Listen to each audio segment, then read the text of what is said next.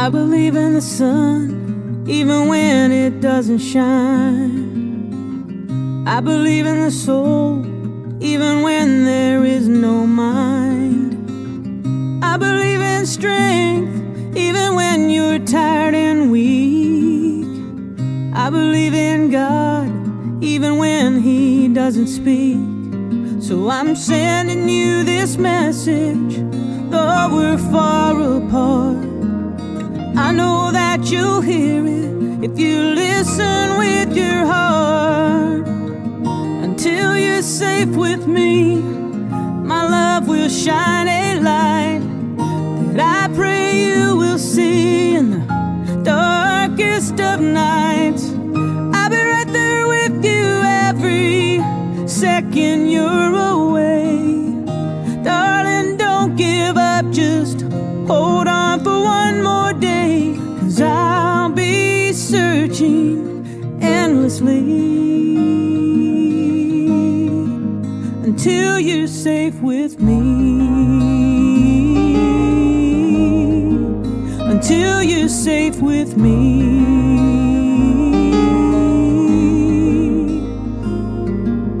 Until you're safe with me, my love will shine a light that I pray you will see in the darkest of nights. I'll be right there with you every second you're away.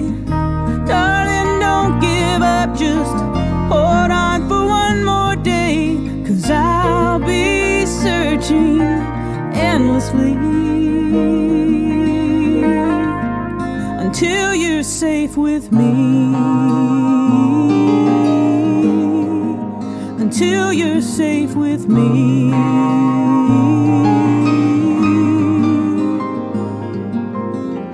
I believe in God, even when He doesn't speak.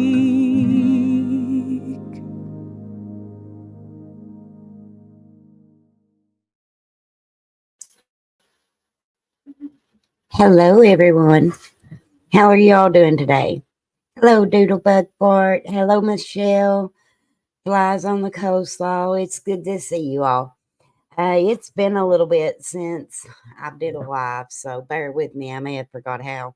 But there is a code case that I've been wanting to go over, and me and my particular little way, I just felt like I never could get it good enough. So we're just going to go with what I have and see what you all think. I think this case can apply to a lot of cases that we hear of. Kind of helps us understand why they do things the way they do. And if anybody wants to chime in, you can go right ahead. But today's case is going to be about Dennis Martin and how his disappearance transformed search and rescue in the way that we do it today.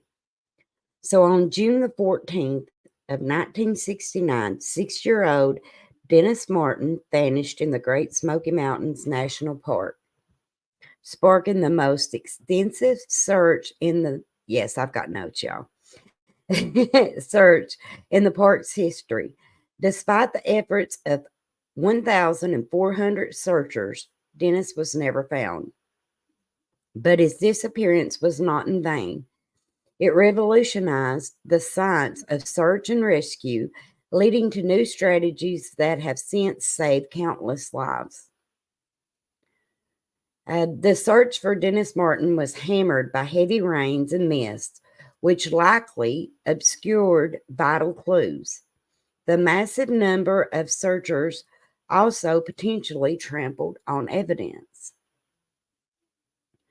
This tragic event highlighted the need for a more organized and scientific approach to search and rescue operations.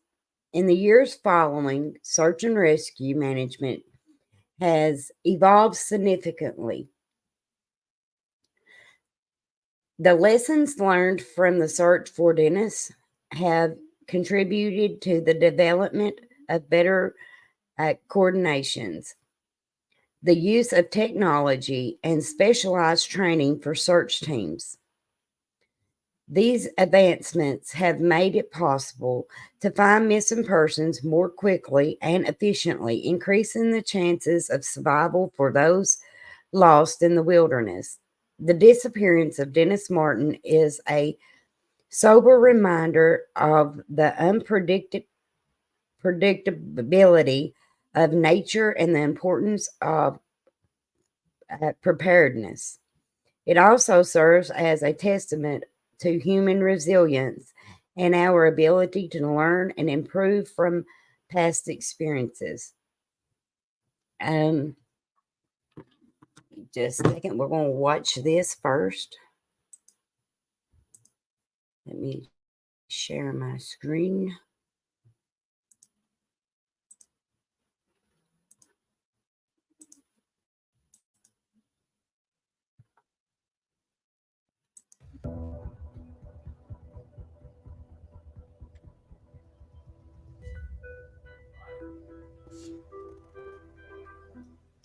This evening on The Vanished, one of the most mysterious missing child cases that happened here in Tennessee is still unsolved 54 years later.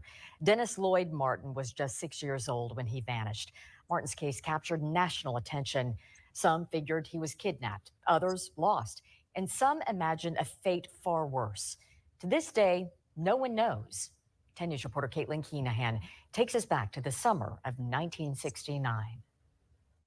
The mystery of Dennis Martin has stumped investigators for decades. So many theories with so little evidence to go on. And it all started on Spence Field, June 14th, 1969.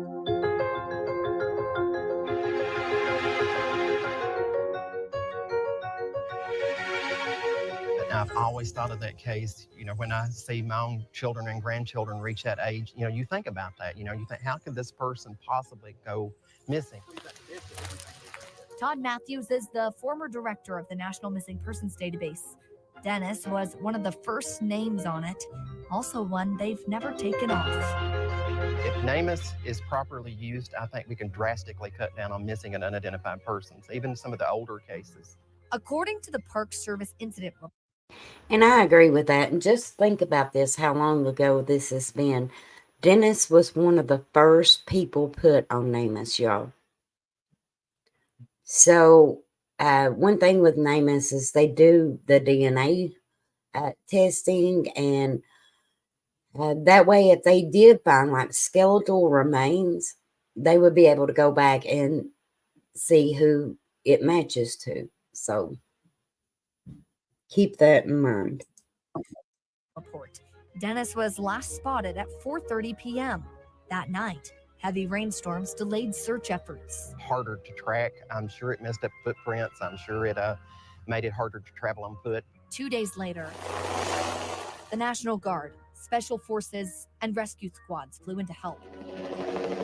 But it didn't end there. The search area has expanded as the days stretch into a full week since the youngster was reported missing. By day 7, 1,400 people showed up to look for Dennis, the biggest national park search of all time. In the history of search and rescue in the United States in general, it was a very large search and rescue effort. Looking back, Liz Hall, the current emergency manager for the Smoky Mountains National Park, says it wasn't the right move. From Dennis Martin, we learned that more resources isn't necessarily the right answer. According to NPS reports, the final cost of the search was $50,000. In 2020, let's think about what she just said.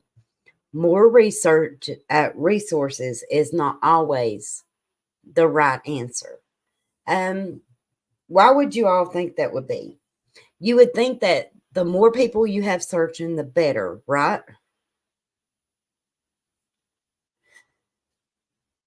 Well, in actuality, they had so many people searching that it's believed that some people were just walking over evidence, disrupting evidence. There was actually one event where they found a footprint, but they couldn't contribute that to Dennis because they were just letting anybody search. It wasn't all trained searchers. There was a lot of volunteers out there, including Boy Scouts. So instead of looking through that footprint to see if maybe it was Dennis, they just blew it off as being one of the Boy Scouts. 23, that would be equivalent to $415,000. By June 25th, the case expanded nationwide. Investigator and author Michael Bouchard shares the documents. I have the letter that one of the Martin family members sent to Richard Nixon. That's how big, we're talking. The note from the Martin family to the president read, quote, "I pray you can cause additional help to be added to the effort." A number of rumors are making the rounds, some of them more popular than others, most of them based on far-fetched theory. The park wrapped up the search on June 29th, 1969. Rumors ran rampant. No trace was ever found. I mean, nothing. And that seems almost impossible with so many people. There would have had to have been something. The Federal Bureau of Investigation's records from the vault show a man at the search quickly became suspicious. If you look at everywhere, the suspicious man, even in the U.S. Coast Guard search and rescue guide under the Dennis Lloyd Martin case, they have the suspicious man. But this redacted lead never came to fruition. The FBI says, quote, "We discreetly established that this man had not been present in the park on the day of disappearance." So the public's minds went elsewhere. The two most plausible theories: abduction or lost in the mountains. Well, it was one of the most massive park searchers ever. And there was a lot of people, so them not finding anything, it makes me almost think, was he even there?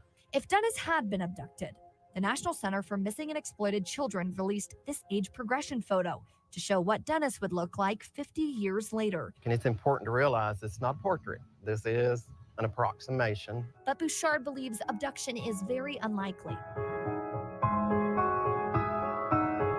There's not enough evidence to prove that there was an abduction. There just wasn't. The FBI agrees. Reports from 1969 say there's been absolutely nothing to indicate this occurred. If you look at the woods, especially in that area, you could disappear within a couple footsteps and never be found. The thickness of these woods has not changed in the last 55 years, but the methods of search and rescue have. The Dennis Martin case changed everything. So we went out in the woods, did our best, looked for him wherever we could, but didn't actually have a pragmatic and systematic way of addressing where he might be. Now Hall leads a regimented rescue effort in the Smokies. Based on a course called lost person behavior, we identified the areas based on the activity they were engaged in that person might be located in. The hope is to prevent something like the Dennis Martin case from ever happening again. And that is 10 News. Caitlin Keenahan reporting on dances behind their disappearances. Visit WBIR.com/vanished.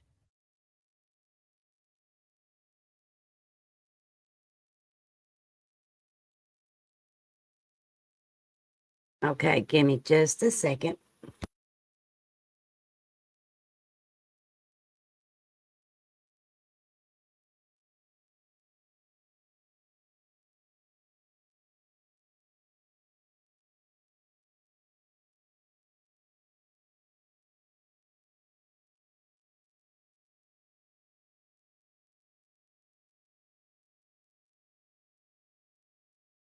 Okay, like I said, after the search for Dennis Martin, they used his case to kind of build a structure around how people should be searched for, because a lot of mistakes was made in the beginning.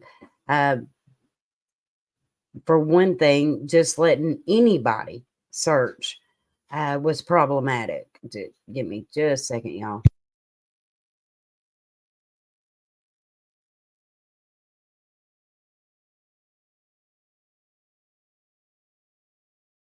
Okay, I'm sorry about that. But just letting anybody search was problematic. Not only that, but there was several other searchers that went out to search that got injured, and they had to stop the whole search effort and go out and find them or bring them back.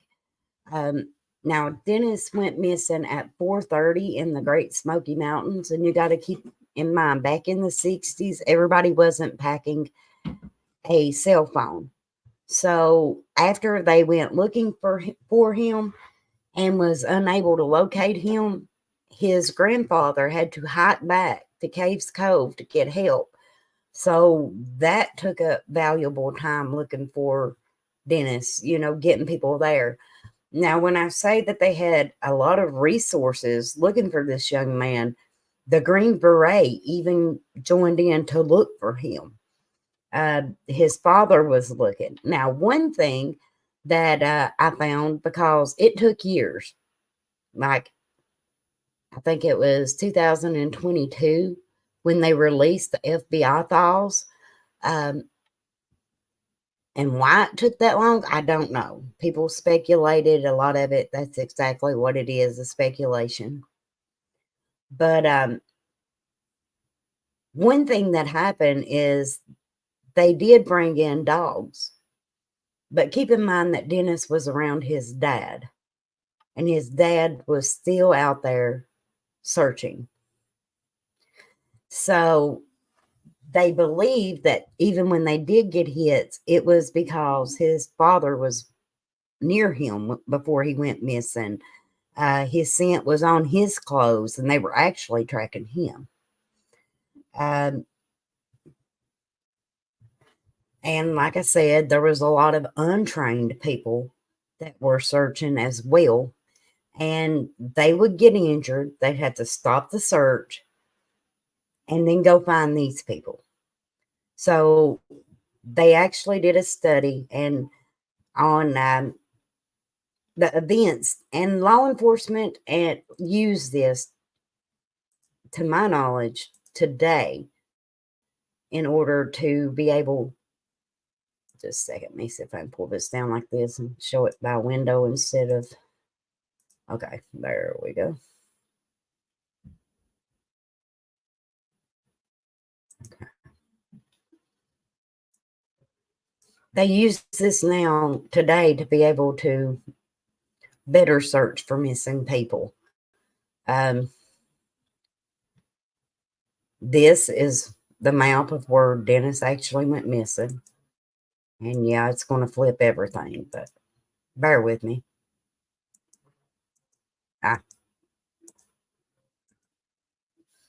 Okay, here is Caves Cove. That's where they started out. And right in this area is Spence Field. Now, it was a Father's Day weekend. This was a tradition, so they done this every year.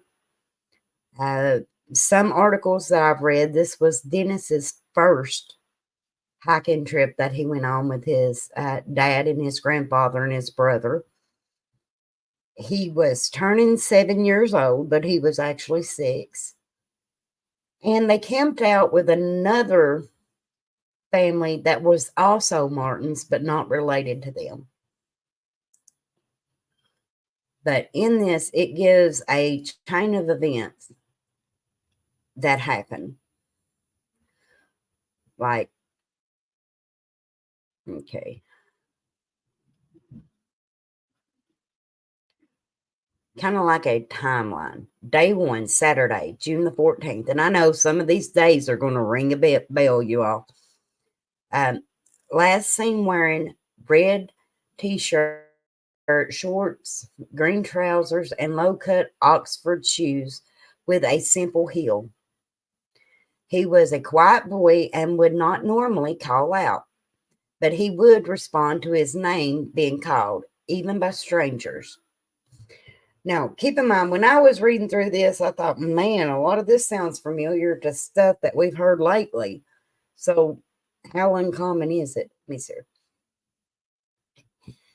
He was in a special education group at school. His mental age was a half a year behind his chronological age. Dennis, his 9-year-old brother, and 2 other unrelated boys had been playing near Spencefield area. This area consists of 2 shelters. The Appalachian Trail runs east to west through Spencefield.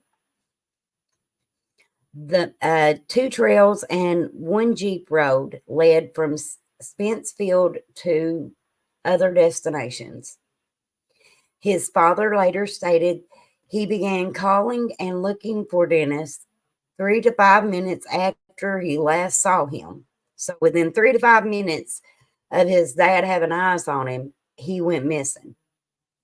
Some of the trails were quickly checked out by the father and grandfather. The grandfather hiked out to report Dennis missing, arriving at Caves Cove Ranger Station about 8:30.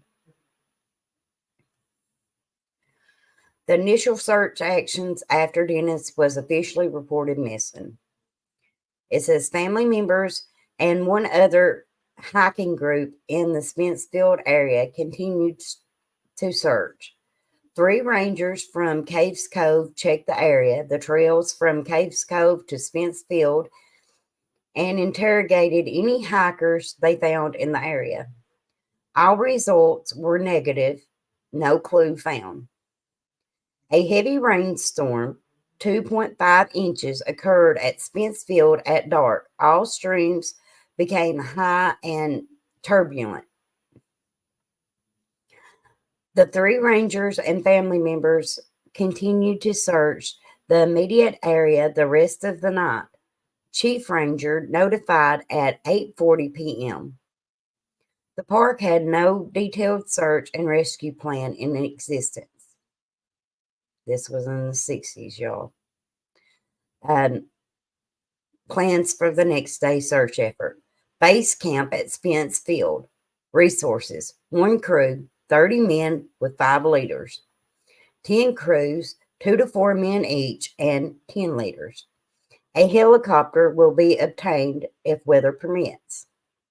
Additional National Park Services personnel, local rescue squads, and hiking clubs were contacted to provide manpower. They were asked to be at the Boat Mountain Road at 5 a.m. Day 2, which was Sunday, June the 15th. The weather is moderate. 9 Jeeps, 3 trucks are used to transport searchers from Boat Mountain Road to Spencefield, 7 miles away. Now, when I think of that, I think of, okay, there is 9 Jeeps, you all, driving and possibly running over top of evidence with a 7-mile radius. That's kind of scary when you think about it. Searches of these trails continue, and initial searches of drainage began as more search personnel arrived. All hikers and campers spotted in the area were interrogated. A large helicopter was acquired and was used to haul equipment for the base camp at Spencefield. Total of searchers and personnel on day 2 were 240. I want you to see how gradual that this gets. More and more people. See, the total number of searchers on day 4, 365, including 149 people from 20 different counties, rescue squads, 40 special forces military personnel, 50 junior college students, 75 National Park Service personnel, and 51 assorted volunteers. And the last, right down here, let me see here.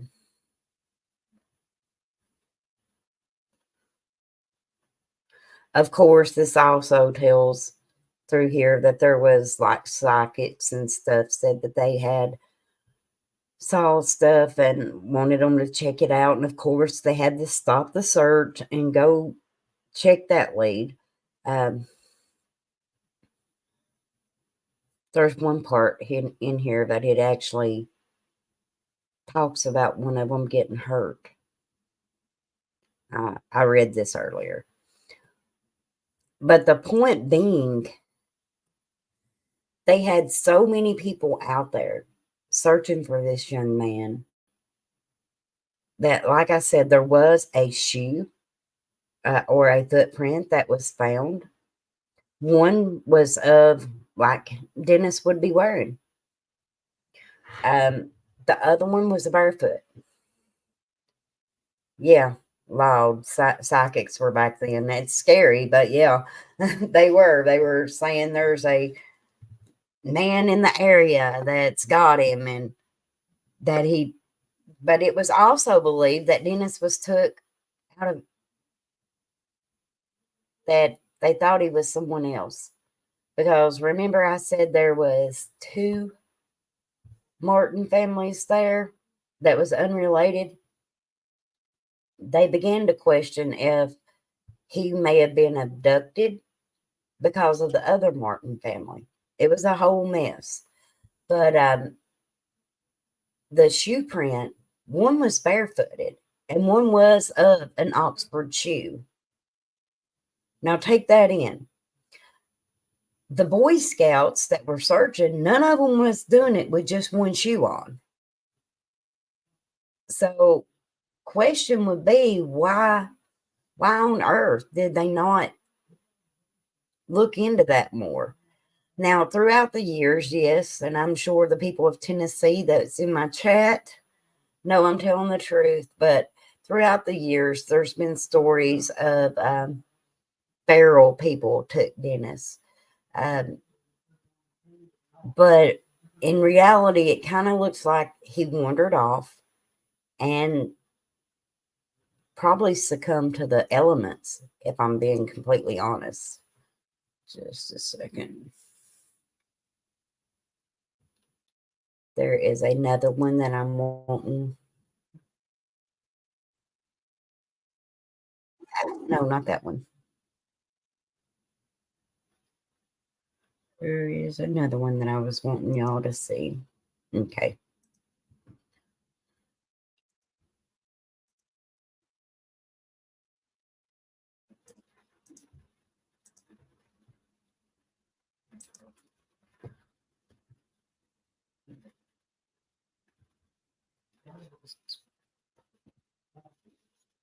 Yeah. I think this is it. Yes.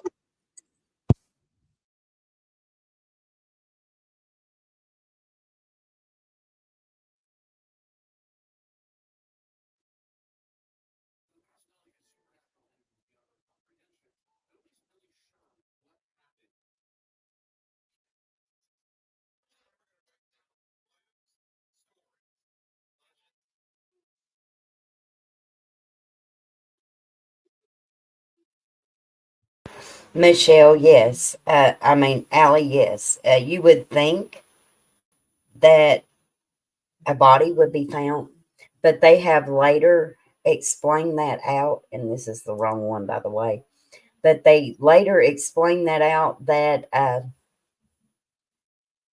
the animals that the Great Smoky Mountain has is like bears, wild hogs. So there is a good chance that with them not finding him, that he could have been a product of that as well. This is the one I was wanting. It goes over the FBI files.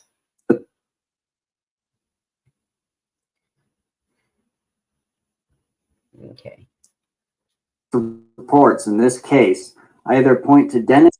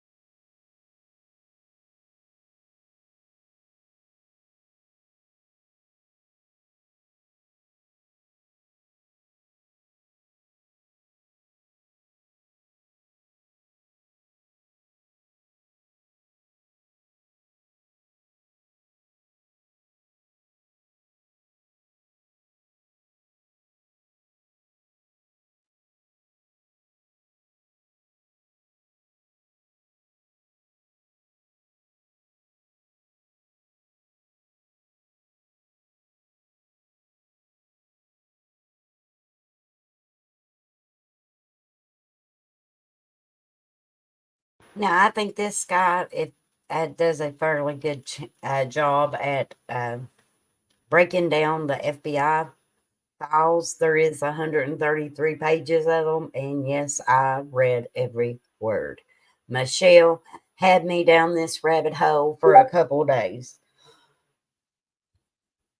Am I muted, Michelle?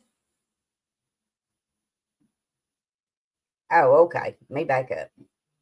Am I muted now?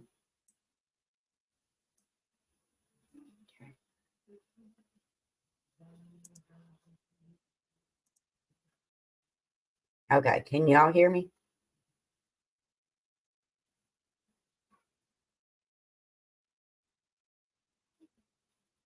Okay. Let me try this again then.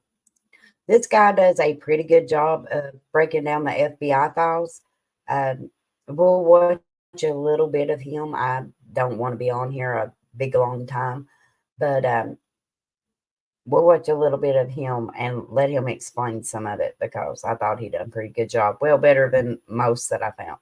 I request for files.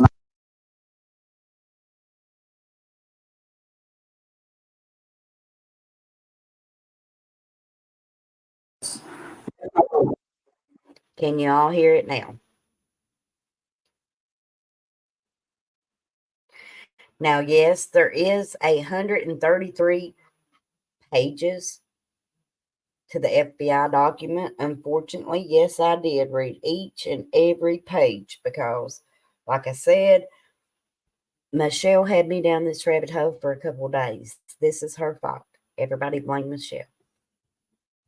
Love you, Michelle.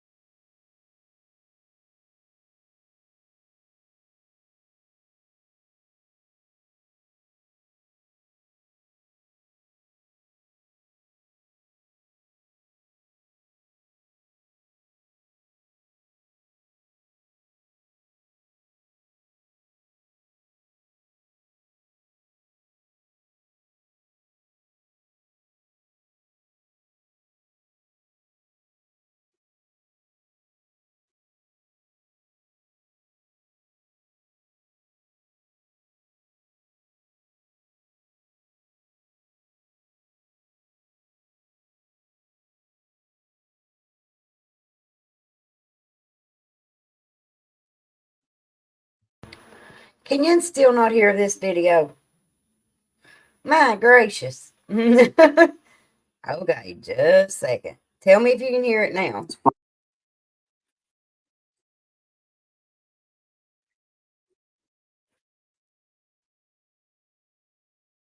Can you hear it now?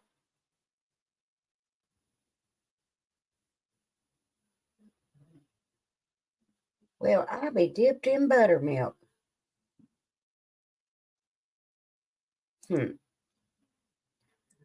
Let me try it one more time, y'all. If it don't do it this time, we're just going to talk about it. Let me see here.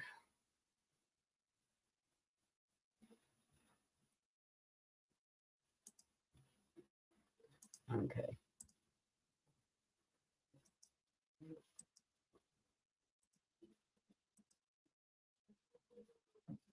Fingers crossed. Let's see if this works. Mr. Martin and the FBI, with Mr. Martin believing that FBI agents Wallace Estelle and Jim Reich were actively investigating his son's disappearance. The agents had to clarify with Mr. Martin that they could not act without evidence of a crime. Both Jim Reich and Wallace Estelle had to turn in sworn affidavits that they did not tell Mr. Martin that they were investigating Dennis's disappearance. The files also show that in the weeks and months after the disappearance, the FBI strongly believed that Dennis had simply become lost and likely died from exposure, stating that Mr. Martin prefers to grasp at some hope that the child was kidnapped and taken from the park. I was also happy to see that the FBI report made reference to Harold Key. Although his name has been redacted, his story is easy to identify. I had been disappointed that the National Park Service report largely ignored the Key sighting altogether because they didn't feel it was relevant. The FBI, however, at least looked into the sighting. It's also important because we get another narrative that disproves the idea that the man that Mr. Key saw moving through the forest was carrying something on his back. The FBI report describes the incident like this. On the day the child disappeared, he had heard a scream late in the afternoon and thereafter got a glimpse of a man moving through the underbrush. Mr. Key was not well acquainted with the park, and he was not sure where he was in relation to Spence Field, from which the child had disappeared. Arrangements were made to have Mr. Key accompany an agent to the park. We know that Mr. Key did end up accompanying the FBI to the location where he saw the man, and that they intercepted his vehicle en route to the location and took him there in their government vehicle. The report goes on to describe what happened next. In the park, Mr. Key pointed out to an agent and a park ranger the exact location where he was standing when he heard the scream. This point is at such a distance from the point where the child disappeared that, in the opinion of rangers familiar with the park, and considering the time element involved, it would not have been possible for the scream to have had any connection with the disappearance of the child. So I have two things that I'd like to point out about this narrative. One, I was disappointed that it does not mention the white vehicle that Mr. Key saw the man get into. Contemporary newspaper interviews with Mr. Key describe the vehicle, and Mr. Key also told Michael Bouchard about the car during their interview. Second, although the NPS and the FBI decided that the distance was too great between Spence Field and the location of the Key sighting, I still don't consider the matter settled. Mr. Key was never positive on the actual time of his sighting, and so it would have been difficult to gauge what was possible or not. Just so you are aware, the FBI estimated it would take 3 hours to travel from Spence Field to the area of the Key sighting. As a reminder, Dennis disappeared around 4 or 4:30 p.m.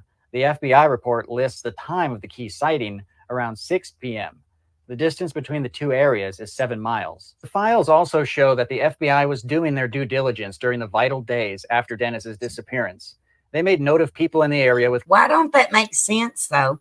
Because if it was 2 miles and he went missing at 4:30, the scream was heard at 6. Did I misunderstand that? I mean, because the grandfather made it all the way back to Caves Cove in 4 hours. So wouldn't that have been about halfway there? Am I missing something, y'all? I think it should have been investigated. Criminal records or people among the searchers who were behaving strangely, and they interviewed them and confirmed their whereabouts at the time of the disappearance. It's also noted that the FBI consistently declined to conduct any investigation for Mr. Martin based on the many visions and insights of cranks and others that have contacted the Martin family. I'd say that was the psychics. This is referring And to... yes, I'm going to get into that stuff here in just a second. A number of psychics and clairvoyants who contacted the Martin family describing random locations where they might find their child. Mr. Martin wanted the psychic tips investigated, but the FBI refused. It's clear that the FBI was getting somewhat irritated of Mr. Martin, as they state that he began calling their offices every day, relating new information he had received from psychics and visionaries. The files also contain a letter that Mr. Martin sent to Congressman John J. Duncan, where he describes his belief that the FBI is hiding information from him. Mr. Martin notes that in the initial search report that was presented to him, he noticed several items that were inaccurate. Now, let's also note that this was before Dollywood was ever built. Items were small and had no bearing on the investigation, but it made Mr. Martin wonder what other information the FBI had that may be inaccurate. Mr. Martin says that he met with Special Agent Estill and asked him to describe his understanding of how Dennis disappeared. Apparently, Agent Estill had some minor details incorrect, and this really disturbed Mr. Martin. He then asked the congressman for a new investigator who was not already familiar with the case, so they may run an independent investigation that could then be compared with the current one. The congressman appears to have taken the letter seriously. Oh, Elizabeth. Even inquired with J. Edgar Hoover at the FBI regarding this case. As I've already stated, the FBI's position on the matter is that Mr. Martin misunderstood their whole intention of being there, and that the FBI was there almost as an observer until an actual crime could be discovered. There's also a narrative report in the files that covers the search for Dennis. In it, there is mention of extremely heavy rains that occurred at dark on the day that Dennis disappeared.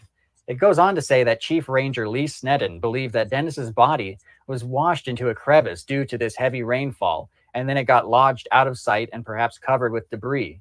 The FBI themselves never went to the Spence Field location where Dennis disappeared because they believe there was no useful purpose in doing so. And they also state that the numerous press representatives on hand would have immediately inferred a kidnapping aspect.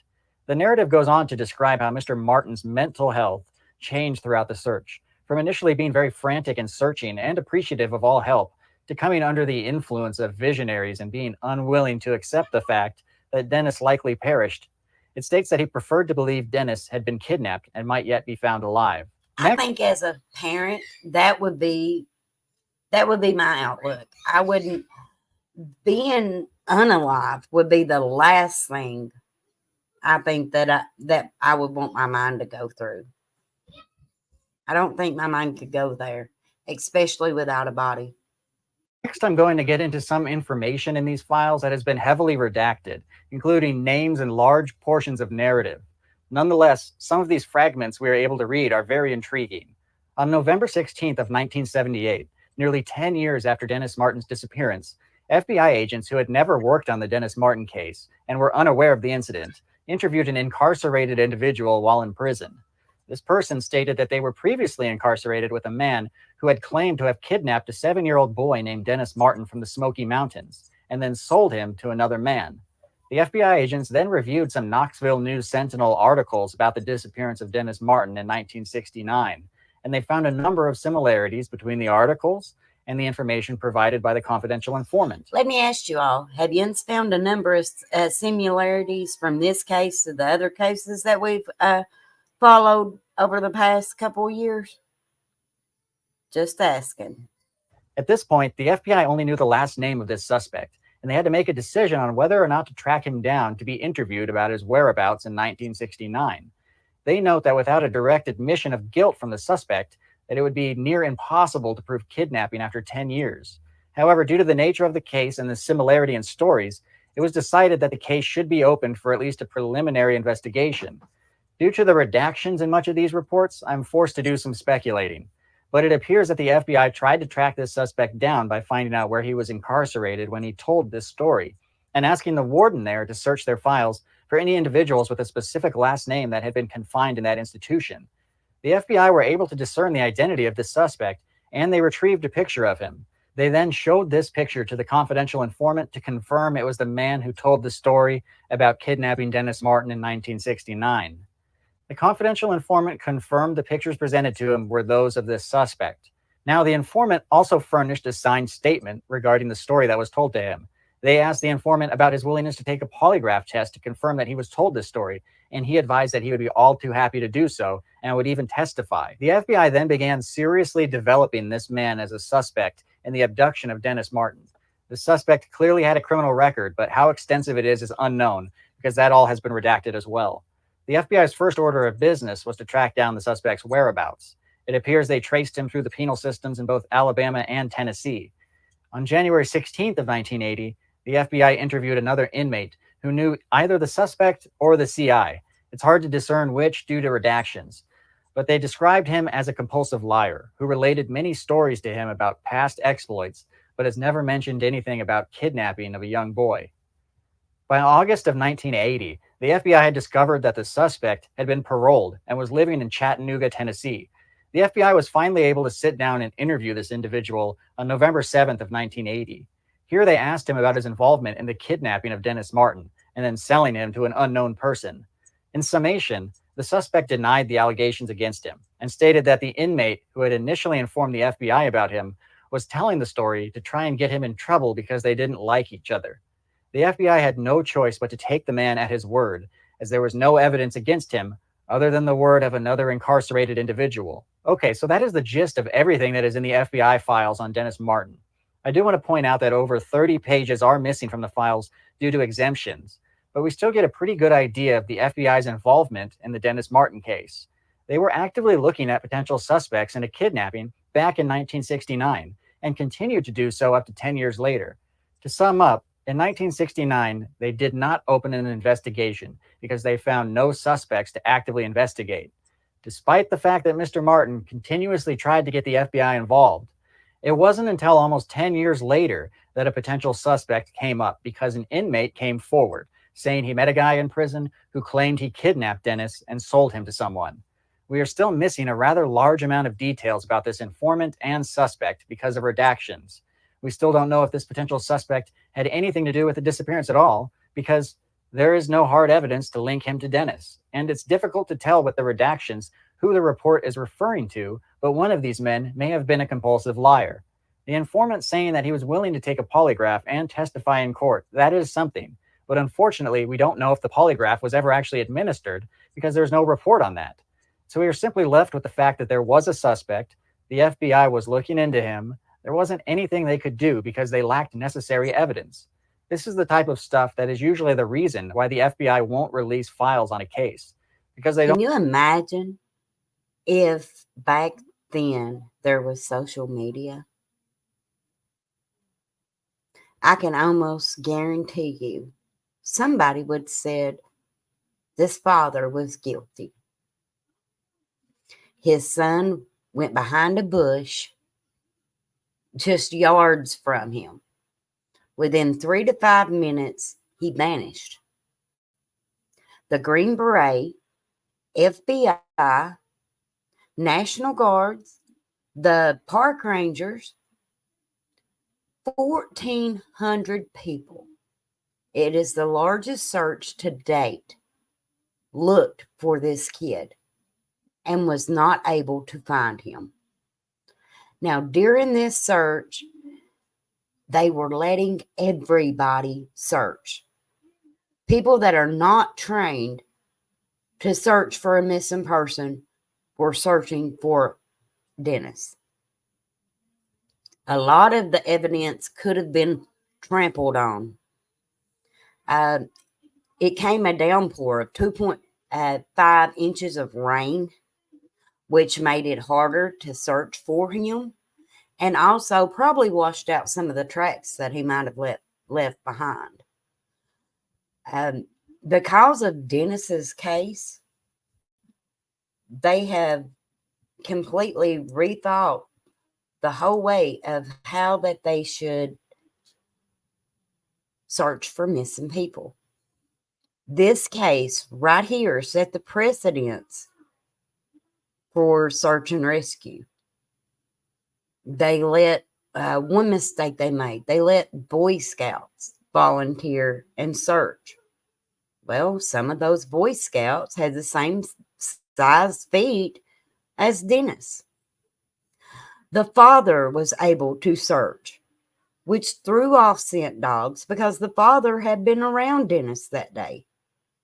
Dennis's scent was on the father.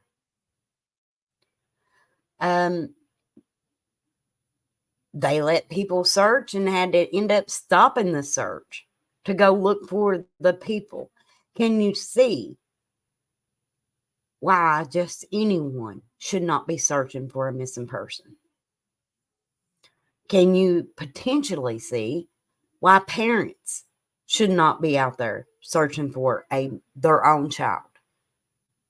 I mean, putting everything aside from what we saw in this case, what do you think is going to happen if a parent walks up and finds the body of their child? As a parent, you're going to run to it. You're going to contaminate evidence. And in this case, what if they would have found him?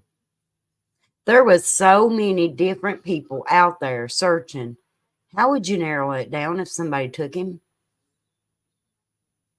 There's feet print everywhere. Everybody was leaving a track. There was 1,400 of them. At the beginning of this, it said that one of the biggest mistakes, well, it was thought back then, the more resources, the better.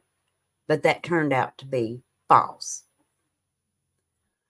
Now, if you think about who you would want looking for your kid, I would think the Green Berets would be one of them. National Guards, that would be one of them.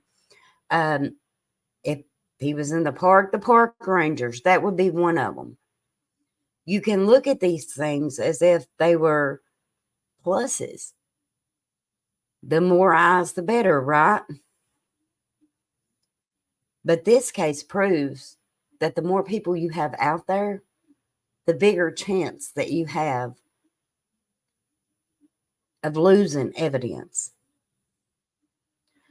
There is a lot more to this case.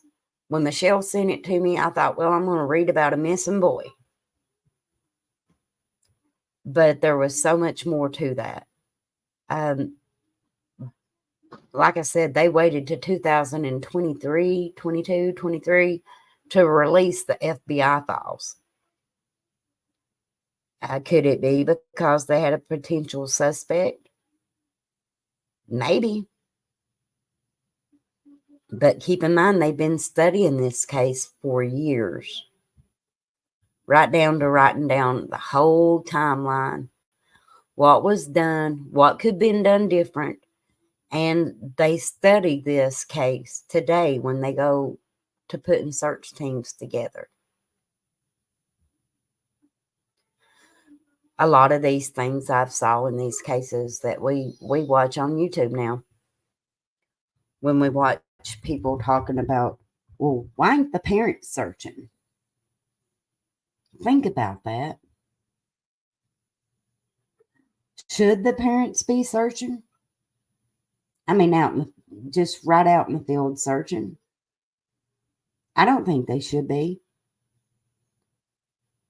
For one, we never know if a parent is involved. Do you want that parent out there searching? They could be leading people away from evidence, leading people away from the kid.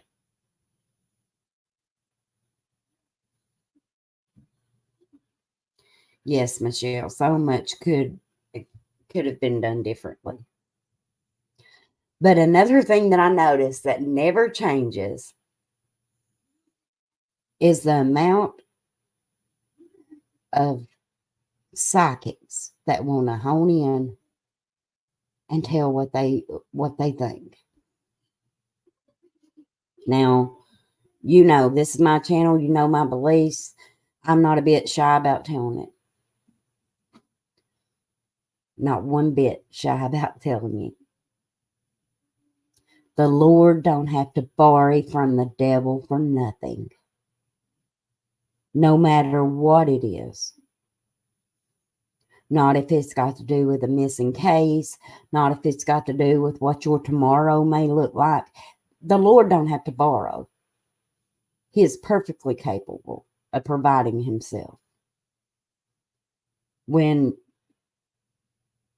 instead of leaning on things that are the devil, have faith in him. Because if you have faith in him, I don't think he'll leave us without answers. I've always said from day one, none of these kids are missing to God. None of them are. He knows exactly where they are. He knows exactly what happened. And I believe he's more than able to bring justice in all the cases.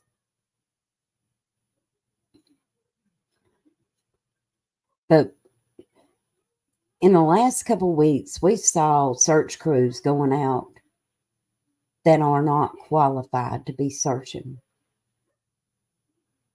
In my humble opinion. People holding their phones, streaming. That's not searching. If you're not trained to search for a missing person, you shouldn't be out there. You could be hurting the case. You could be hurting it worse than you could ever be helping it. And there's nobody that searches with a camera in their hand.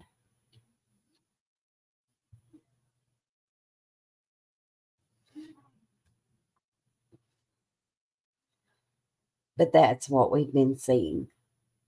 And I think without saying it, most of you know what I'm talking about.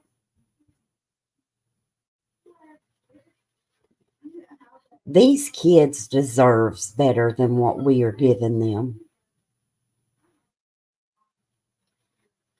They deserve a lot better.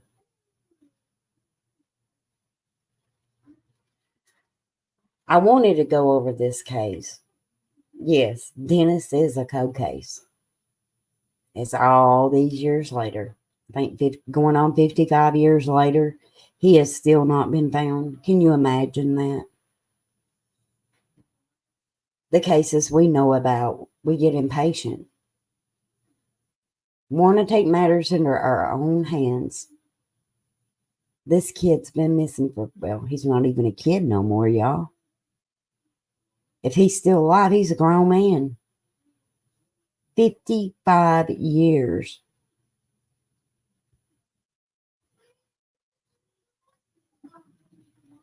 And when you go back and you think, maybe if there was less people walking that area, leaving their own footprints, maybe he could have been tracked. Maybe he could have been found. And that's the very reason they've used this case. It was the largest search. He was the first person to be put on the NamUs. And he's still not been found.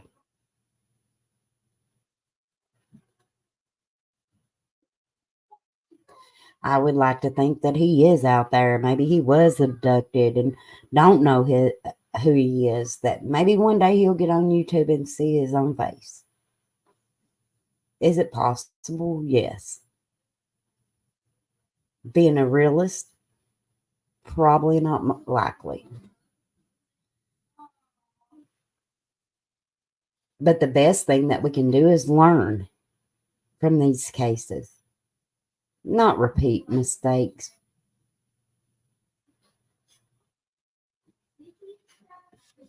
And if you all hear kids in the background, that's because there's kids in the background, y'all. They're playing. This is real life up in here.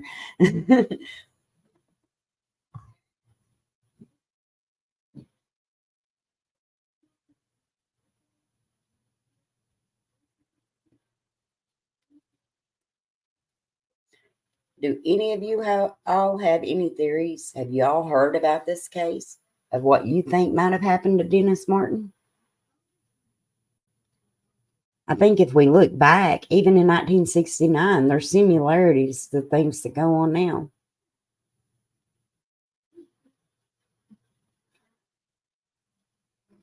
Oh, yeah, I can too. I can see, Michelle, I can see that.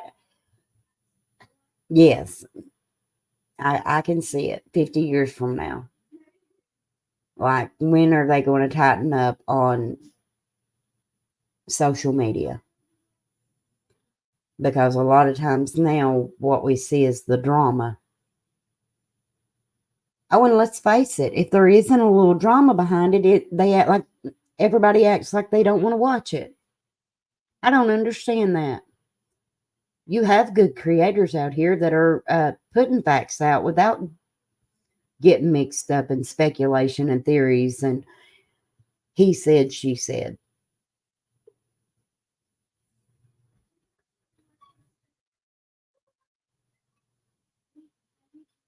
But I'd say in 50 years from now, they'll be talking about this case and what could be done in these cases different. And right at the top of that list should be YouTube. Because we're not doing these kids justice as long as we're causing division, especially in families. I won't either, Michelle. Have no clue. Michelle says I will never understand why people only want drama, gossip, rumors over facts. I have no clue. No clue.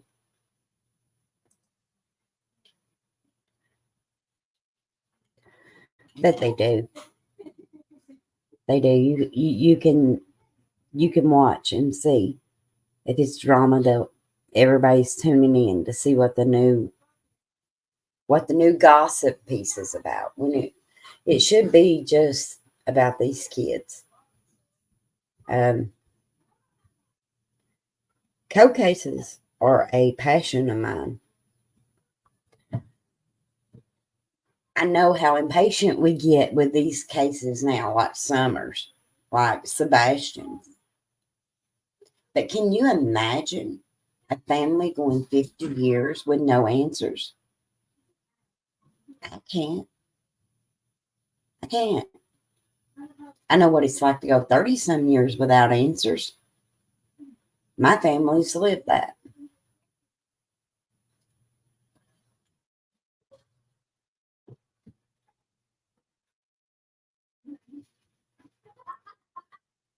That I think one of the biggest things that we can do is not let these cases be in vain. Learn from them.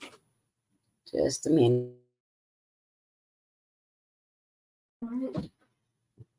Well, come here and say hi since you just barged. Say hello. Hi. That's my baby. Where's that remote? The remote. Yeah. Just a minute, y'all.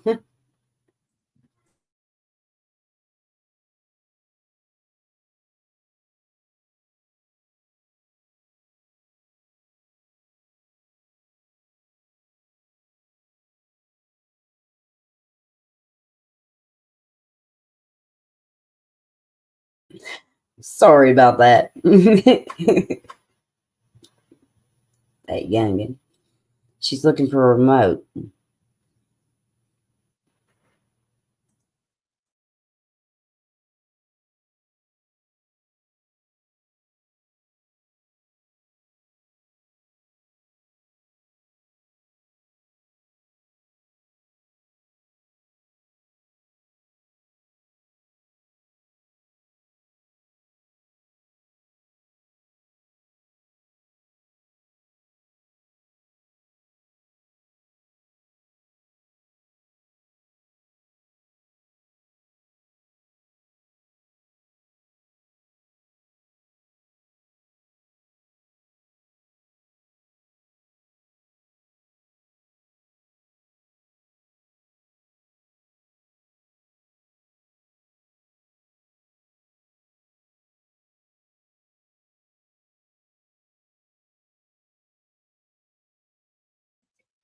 Lordy mercy, I was muted. Michelle, you got to stay on top of me. But the thing about it is, you all, today we remember Dennis not as a boy who was lost, but as his legacy will be the knowledge and techniques and the development in the field of search and rescue since his disappearance. And I think at least we got that. At least we got that. Just a second.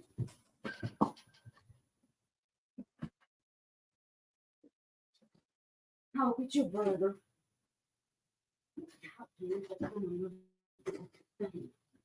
Answer it. Oh, Lordy.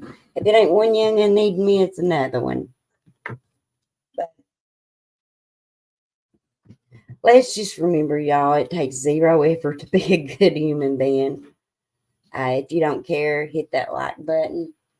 And remember, it takes zero effort to be a good human being. You actually have to work at being a bad one.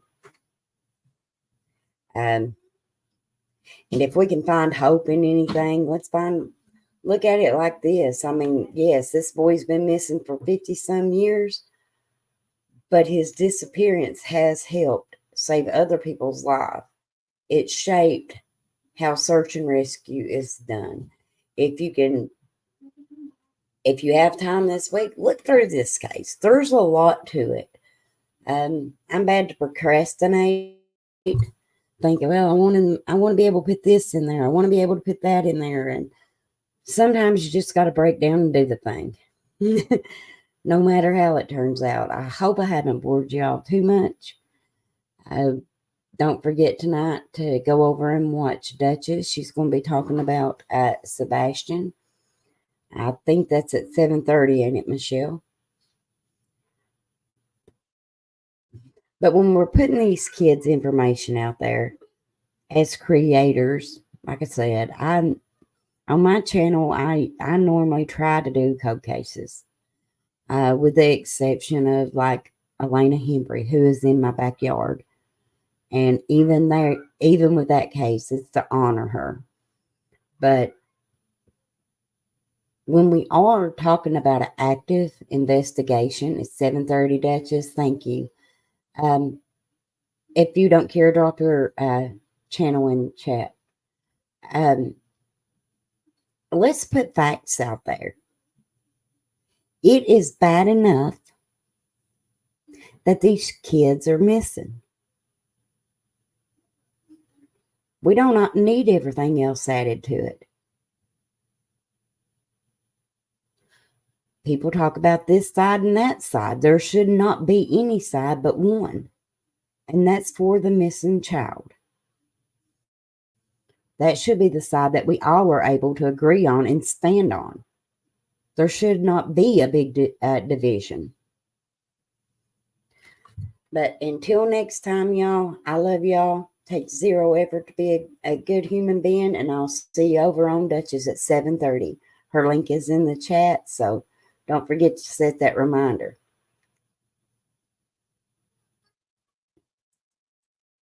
I'm going to play this outro that my lovely friend created for me, and I'll talk to y'all later.